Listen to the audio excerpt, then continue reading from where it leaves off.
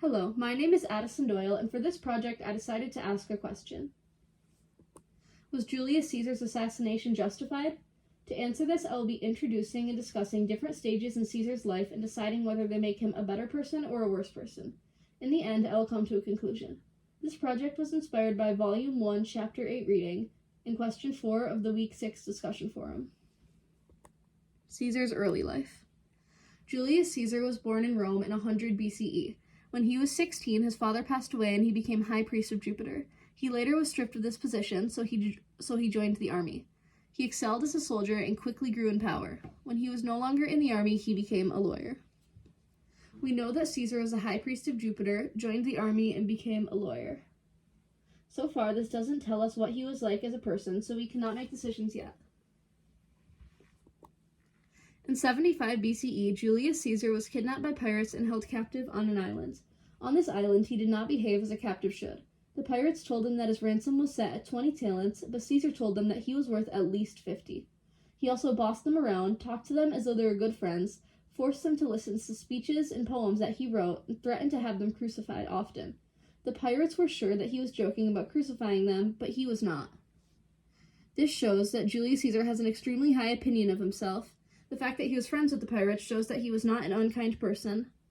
And many people argue that the fact that he had the pirates kidnapped shows that he was violent, but I think that that is a fair response to being kidnapped.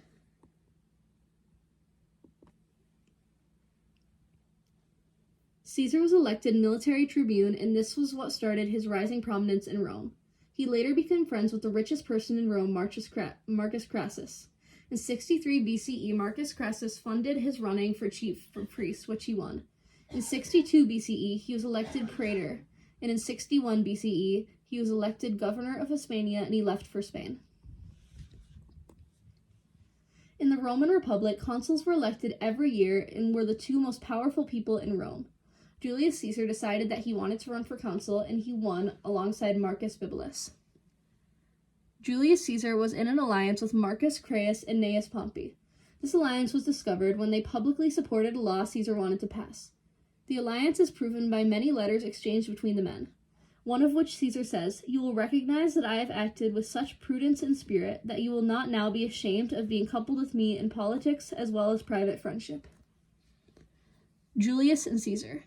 Many people thought that Julius Caesar had too much power as a consul and that Bibulus did not have enough, so they dubbed the consulship, instead of the consulship of Julius Caesar and Marcus Bibulus, the consulship of Julius and Caesar. A year later, Caesar was no longer a consul and was in debt. He realized the benefit in conquest, so he decided to conquer Gaul.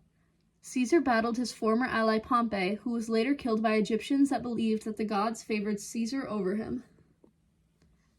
In 46 BCE, Caesar becomes the dictator of Rome. During his dictatorship, Caesar did many good things for Rome. He distributed land to the poor, eliminated the need to displace Roman citizens, created a new calendar, established a police force, began the rebuilding of Carthage, and abolished taxes. We know that Caesar held too much power in his consulship, and many saw him as a bullying leader, but he did good things while he was dictator. Caesar was assassinated on March 15, 44 BCE. In conclusion, Julius Caesar's assassination was not justified. Julius Caesar committed many crimes, and he did hold too much power, but he wasn't a horrible enough person that he deserved for his life to be taken away from him. The sources that I used were the Cicero letters from Fordham.edu and Julius Caesar from worldhistory.org.